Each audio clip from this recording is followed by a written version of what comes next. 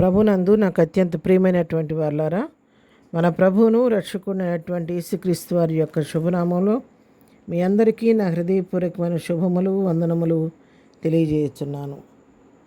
ఉదయకాల సమయంలో దేవుని వాక్యాన్ని ధ్యానం చేసుకుందాము. ఈరోజు వాక్య ధ్యానము కొరకు మనం తీసుకున్నటువంటి లేఖన భాగము కీర్తనల గ్రంథము 100వ కీర్తన 4వ వచనం చదువుకుందాం.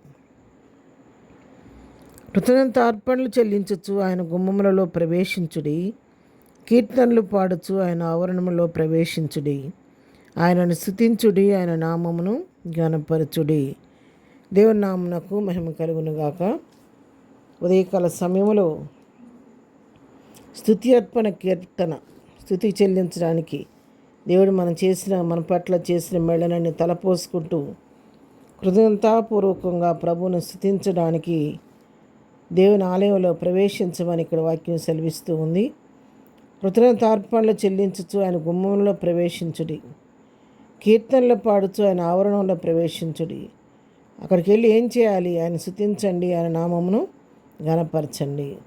అవును ప్రియులారా, ఈ దినం పునరుద్ధానపు దినం. మనందరం కూడా ప్రభు సన్నిధికి వెళ్ళి ఇంతవరకు మన జీవితంలో ప్రభువు చేసిన మేళ్ళనన్నిటిని తలపోసుకుంటూ ప్రభువును స్తుతించేవారిగా మనం ఉండాలి.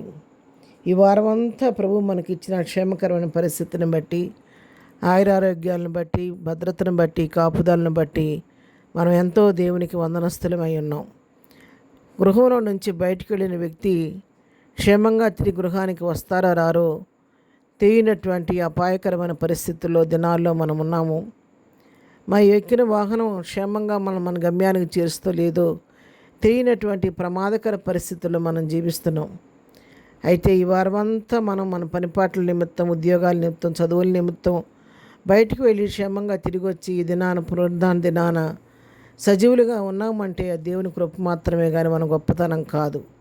కాబట్టి ప్రభువు చేసిన మేళను తలపోసుకుంటూ వరమంతా ప్రభు మన ఎడ్ల కనుపరిచినటువంటి ఆయన యొక్క దయని బట్టి, వాత్సల్యతను బట్టి, కనికరాన్ని బట్టి, ప్రేమను బట్టి ఎంతైనా ప్రభువును మనం స్తుతించవలసిన వారంగా ఉన్నాం. అందుకే ఇక్కడ కీర్తనాకారుడు చెప్తున్నాడు, దేవుడు నీ పట్ల చేసినటువంటి కార్యాలన్నీ జ్ఞాపకం చేసుకుంటూ కృతజ్ఞతార్పణలు చెల్లించచ్చు ఆయన గుమ్మంలో ప్రవేశించండి. పునరుద్ధాన దినాన్ని నిర్లక్ష్యం చేయకుండా కృతజ్ఞతాపూర్వకంగా కృతజ్ఞత చెల్లిస్తూ ఆయన గుమ్మంలో ప్రవేశించండి. కీర్తనలు పాడుతూ ఆయన ఆవరణలో ప్రవేశించండి. వచ్చి దేవుని సన్నిధికి వచ్చి ప్రభువు చేసిన ప్రతి కార్యాన్ని జ్ఞాపకం చేసుకొని ఆయనను స్తుతించండి, ఆయన నామమును ఘనపరచండి అని చెప్పి ఇక్కడ దేవుని వాక్యం సెలవిస్తుంది. చాలామంది వారమంతా ఉద్యోగాలకు ఎంతో బాధ్యతగా వెళతారు. మరి వాళ్ళకి అప్పగిచ్చినటువంటి ఆ డ్యూటీస్ ఎంతో సిన్సియర్గా చేస్తారు.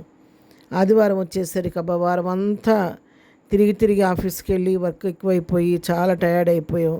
సండే రెస్ట్ తీసుకుంటే కానీ మళ్ళీ మండే డ్యూటీకి వెళ్ళగలుగుతానని చెప్పని పునరుద్ధాన దినాన్ని నిర్లక్ష్యం చేసి మందిరానికి వెళ్లకుండా కొంతమంది వెనకబడిపోతూ ఉంటారు. ప్రియులరా, దయతో దేవుని ప్రేమను బట్టి నేను దేవుని దాసురాలుగా హెచ్చరిస్తున్నాను. ఎప్పుడు కూడా అలాగ తలంచవద్దు. నువ్వు పునరుద్ధాన దినం దేవుని సన్నిధికి వెళ్తే ఆయన సన్నిధిలో సంపూర్ణ సంతోషం కలదు. ఆయన సన్నిధిలో ఘనత ఉంది, బల ప్రభావములు ఆయన సన్నిధిలో ఉన్నాయి. కాబట్టి నువ్వు పునరుద్ధాన దినం నువ్వు దేవుని సన్నిధికి వెళ్తే నీ ఆత్మ ఉజ్జీవింపబడుతుంది, మానసికంగా నువ్వు ధైర్యపరచబడతావు, శారీరకంగా నువ్వు నూతనమైన శక్తిని పొందుకొని తిరిగి మరుసటి వారం ఉద్యోగానికి వెళ్ళడానికి కావలసినటువంటి పునరుద్ధాన శక్తితో దేవుడు మిమ్మల్ని నింపుతాడు.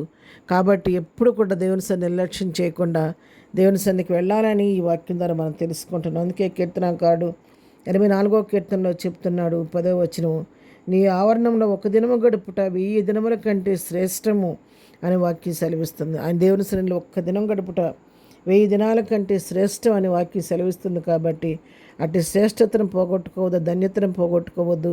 దయచేసి అందరూ ఈ దినాన ప్రభు సన్నిధికి వెళ్ళండి. ముందు ఈ విధంగా మనం స్వేచ్ఛగా ప్రభు సన్నిధికి వెళ్ళే అవకాశం ఉండదో కూడా మనకు తెలియదు. కాబట్టి సమయం ఉండగా అవకాశాన్ని ఉపయోగించుకొని కుటుంబాల సమేతంగా దేవుని సన్నిధికి వెళ్ళి దైవ దీవెనలు పొందుకుందాం. అలాంటి కృపాధన్యత ప్రభు మనకందరికీ దయచేయునుగాక. ఆమేన్. ప్రార్థన. ప్రేమగల తండ్రి, ప్రభువా, ఈ ఉదయకాలం పునరుద్ధానపు దీవెనలతో మమ్మలను మా కుటుంబాన్ని దీవించండి.